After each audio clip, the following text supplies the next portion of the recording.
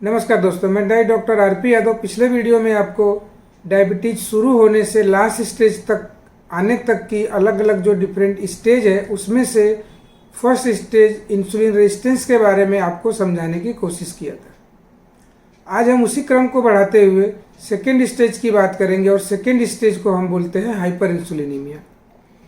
और यहाँ पर भी आपको कार्बोहाइड्रेट, ग्लूकोज और इंसुलिन को रिलेट करके ही समझने की कोशिश करना पड़ेगा, क्योंकि वहाँ पर भी आपने देखा कि जब हमारी बॉडी होम्योस्टेसिस को मेंटेन करते रहती है और उसके साथ साथ में हमारा कार्बोहाइड्रेट का इंटेक भी ज़्यादा चालू रहता है, तो उस कंडीशन में होता क्या है कि हमने 100 ग्राम ग्लूकोज खाया या 200 ग्राम ग्लूकोज खाया या 50 ग्राम ग्लूकोज खाया, वो उसी पर्टिकुलर टाइम में हमारे ब्लड में अपनी मौजूदगी दिखाता है। हमने 50 ग्राम ग्लूकोज खाया, वो भी 2 घंटे में अपनी पीक पे आएगा। 100 ग्राम ग्लूकोज खाया, वो भी 2 घंटे में पीक लेवल पर आ जाएगा। और 200 ग्राम खाया, वो भी पीक लेवल पे 2 घंटे में आ जाएगा। मतलब हमने कम खाया या ज़्यादा खाया, वो 2 घंटे में अपनी पूरी मौजूदगी ब्लड में दिखा देगा। अब चूंकि हमने ज़्यादा खाया तो उस मौजूदगी को ब्लड से सेल्स तक डालने के लिए, यानी वो ब्लड शुगर के उस नॉर्मल लेवल को मेंटेन करने के लिए बॉडी भरपूर कोशिश करेगी और पैंक्रियाज को सिग्नल देगी कि भाई तुम इंसुलिन ज़्यादा बनाओ, और वो ज़्यादा बनाई हुई इंसुलिन उस शुगर को सेल्स में डालने की पूरी कोशिश करेगी। इस तरह से हम देखते हैं कि जैसे हमारे फूड में कार्बोहाइड्रेट का इंटेक ज़्यादा होने लगता है, ज़्यादा रहने लगता है, तो उस समय शुगर तो यूज में हो जाती है, शुगर यूज की जाती है, मतलब वो ब्लड में शुगर रह नहीं पाती है, उसको इंसुलिन किसी भी हाल में सेल में डिपॉजिट कर देती है। लेकिन होता क्या है कि शुरुआत में जब हमारा इंटेक जो भी ग्लूकोज का रहता है, वहाँ पर अगर समझ लीजिए कि 10 इंसुलिन भी अगर काम कर पाती थी, उस पूरे ग्लूकोज को सेल में डाल देती थी। लेकिन बाद में जब सेल अपना प्रतिरोध दिखाता है, रेजिस्ट करता है, उस कंडीशन में इंसुलिन को ज़्यादा बनाना पड़ता है, बॉडी को इंसुलिन ज़्यादा बनाना पड़ता है, और वो इंसुलिन तब जा कर के उस बढ़े हुए शुगर को सेल में डाल पाती है। इस कंडीशन को यहाँ पर आपको समझने की जरूरत है कि जैसे हमारे बॉडी में ग्लूकोज का लेवल बढ़ता है, उसको यूज करने के लिए इंसुलिन को भी ज़्यादा बनाना पड़ता है, मतलब इंसुलिन का भी लेवल ज़्यादा रहने लगता है। और यही ज़्यादा इंसुलिन ये कंटिन्यू हमारे बॉडी में रहता है, क्योंकि जैसे हमारे फूड में ग्लूकोज का इंटेक ज़्यादा होता है और ये ब्लड में आने के बाद इंसुलिन उसे सेल्स में डिपॉजिट कर देता है और इस तरह से नॉर्मल लेवल को मेंटेन करती है। तो जैसे नॉर्मल लेवल पे ग्लूकोज का लेवल हो जाता है, उसके बाद कुछ समय तक हम कुछ न कुछ एक्टिविटी करते रहते हैं और ग्लूकोज का लेवल वापस थोड़ा सा फॉल होता है, तो हमें इस तरह की इच्छा होती है कि हमें कुछ और खाना चाहिए और हम फिर कुछ न कुछ खा लेते हैं। मतलब मेरा बताने का यही है कि हम कंटिन्यू कुछ न कुछ कार्ब रिच फूड खाते रहते हैं और वहाँ पर हमेशा बॉडी को इंसुलिन को बनाना पड़ता है, इंसुलिन का प्रोडक्शन बढ़ाना पड़ता है, और यही बढ़ी हुई इंसुलिन हमारे बॉडी में हमेशा देखने को मिलती है। ग्लूकोज तो कुछ समय के लिए वो नॉर्मल में चला जाता है, बट बॉडी को अधिक से अधिक इंसुलिन बनाना पड़ता है और वो बढ़ी हुई लेवल हमारे ब्लड में देखने को मिलती है। और ये स्टेज हाइपर इंसुलिनीमिया के नाम से जानी जाती है, इसी को हम हाइपर इंसुलिनीमिया बोलते हैं।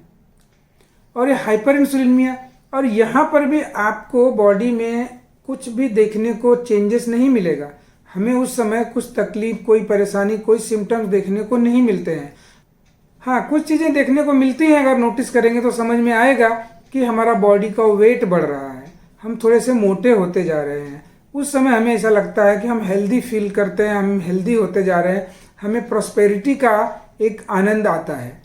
लेकिन ऐसा नहीं है, हमारे बॉडी का वेट बढ़ते जाता है, उस समय थोड़ा थोड़ा हमारे शरीर में सुस्ती जैसा लगता है, ड्राउजीनेस फील होता है और आलसपन जिसे हम बोलते हैं, ऐसा बॉडी में आलस आने लगता है। बट ये इतना ज़्यादा कुछ नहीं रहता है और हमें कुछ समझ में नहीं आता है। लेकिन ये बढ़ी हुई इंसुलिन जिसे हम हाइपर इंसुलिनीमिया बोलते हैं, ये इनसाइड ऑफ योर बॉडी ये डैमेज करते रहती है। ये डैमेज किस तरह से करती है, इस बात को आज हम समझाने की कोशिश करेंगे। तो इस तरह से बढ़ा हुआ इंसुलिन का लेवल जब ब्लड में सर्कुलेट करता रहता है, तो जैसे आप समझने के लिए आपको बताऊंगा कि जैसे हमारे स्किन में बाहर साइड में कोई थोड़ा सा मार लग गई, खरोच लग गया हल्का सा, तो वहाँ पर ब्लड क्लॉट होता है। ठीक उसी तरह से हमारे ब्लड वेसल्स के अंदर जो ब्लड वेसल्स की इनर लाइनिंग होती है, उस इनर लाइनिंग को हम इंडोथीलियम बोलते हैं। उस इंडोथीलियल लेयर को जब इंसुलिन किसी वजह से डैमेज कर देता है, थोड़ा भी वहाँ डैमेज होता है, तो वहाँ पर क्लॉट होता है। और वो क्लॉट अगर हमारे आँख के अंदर या हमारे किडनी के अंदर या बारीक नसों में अगर वो क्लॉट हो गया, तो उस पार्ट को वो डैमेज कर देता है।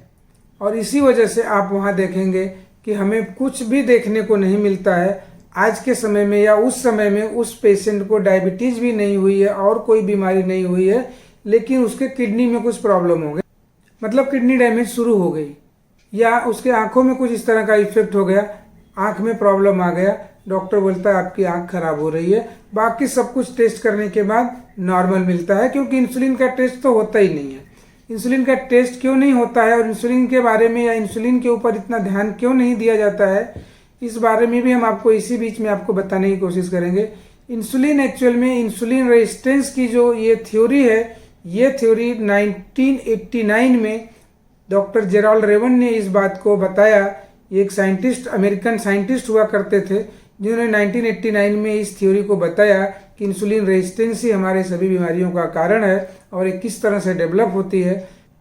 लेकिन ये थ्योरी भी मार्केट में इतना तेजी से नहीं आई, इसको भी काफ़ी साल लगे, क्योंकि वो उस समय साइंटिस्ट लेवल तक था। लेकिन धीरे धीरे जब बहुत सारे देशों में लोगों ने देखा कि ये बात किसी डॉक्टर ने बताया है और उसके ऊपर रिसर्च चालू हुआ, उस पर काम करने लगे लोग, तो ये बात धीरे धीरे सामने आई। लेकिन आज के समय में हमारी किडनी डैमेज हो गई, हमारी आंख में तकलीफ हो गई, हमारा आंख डैमेज हो गई, लेकिन वहाँ पर यह बात समझ में नहीं आती है कि इसका एक्चुअल कारण इंसुलिन रेजिस्टेंस है। वहाँ पर यह नहीं समझ में आता कि इसका एक्चुअल कारण हाइपर इंसुलिनीमिया है। तो आपने देखा कि फर्स्ट स्टेज में इंसुलिन रेजिस्टेंस डेवलप होता है, सेकेंड स्टेज में हाइपर इंसुलिनीमिया डेवलप होती है, और यही हाइपर इंसुलिनीमिया बाद में हम आपको बताएंगे एथेरोस्क्लेरोसिस, उसको भी डेवलप होने का यही एक रीजन है, हाइपर इंसुलिनीमिया। तो इस तरह से हमारे बॉडी में हाइपर इंसुलिनीमिया डैमेज कर रही है, छोटे छोटे पार्ट्स को डैमेज कर रही है, लेकिन हमें समझ में नहीं आता है। उस समय भी कोई बड़ा सिम्टम्स हमें देखने को नहीं मिलेगा।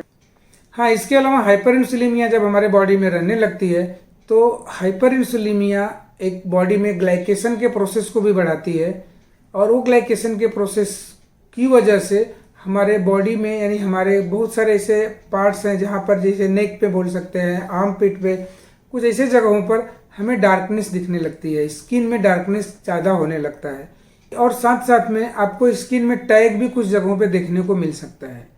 तो ये हाइपर इंसुलिनीमिया के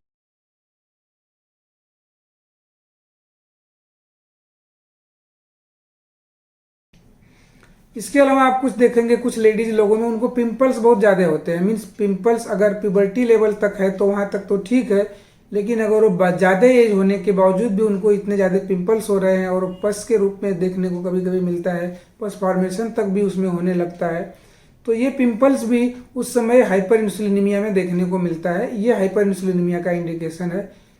लेकिन ये सारी बातों को ध्यान नहीं दिया जाता है, ना उस लेवल से कभी समझने की कोशिश की जाती है। तो इस तरह से हाइपर इंसुलिनीमिया हमारे बॉडी में डैमेज भी शुरू कर देता है, लेकिन हमें बाहरी लेवल तक, यानी जो सिम्टोमेटिक तरीके से अगर हम बोलें तो उस लेवल तक हमें कुछ देखने को नहीं मिलता है, ताकि कोई डॉक्टर भी समझ सके या आप भी समझ सकें कि हमारे अंदर कोई न कोई बीमारी चल रही है। और ये सब भी हमारे बॉडी में हो रहा है, लेकिन हमें पता नहीं चलता है। उसका भी रीजन एक ही है, हमारे बॉडी का नेचुरल हीलिंग सिस्टम। हमारे बॉडी का नेचुरल सिस्टम, नेचुरल जो सिस्टम हमारे बॉडी का होम्योस्टेसिस को मेंटेन करने की कोशिश करता है। मतलब हम कुछ भी गड़बड़ कर रहे हैं, वहाँ पर भी वो बॉडी हमारे किसी भी हाल में मैनेज करने की कोशिश करती है, और वो मैनेज करते भी रहती है एक लिमिट तक। और जब कुछ भी आगे की घटनाएं, कुछ भी बड़ी घटनाएं जब भी होती हैं, तो उसे हम बोलते हैं बियॉन्ड द लिमिट जाने के बाद ही ऐसी चीज़ें देखने को मिलती है। तो एक लिमिट तक हमारी बॉडी, यानी सर्टेन लिमिट तक बॉडी हमारी उसको एडजस्ट करते रहती है और हमें पता नहीं चलता है। और इस तरह से हाइपर इंसुलिनीमिया हमारे बॉडी में किस तरह से अपना इफेक्ट दिखा रहा है, ये सब बातों को समझाते हुए हम आते हैं तीसरी स्टेज पर। और इस तीसरी स्टेज को भी हम आपको नेक्स्ट वीडियो में बताने की कोशिश करेंगे। तब तक अगर हमारी वीडियो आपको थोड़ी भी अच्छी लगती है तो इस वीडियो को लोगों तक शेयर कीजिए और लाइक कीजिए, साथ साथ में चैनल को सब्सक्राइब भी कीजिए, ताकि अगला नोटिफिकेशन आपको मिले समय पर। और साथ साथ में ऐसे ज़रूरतमंद लोग हों जिन्हें कि इस एजुकेशन की रियल में नीड है, वो इसका लाभ ले सकें। धन्यवाद दोस्तों।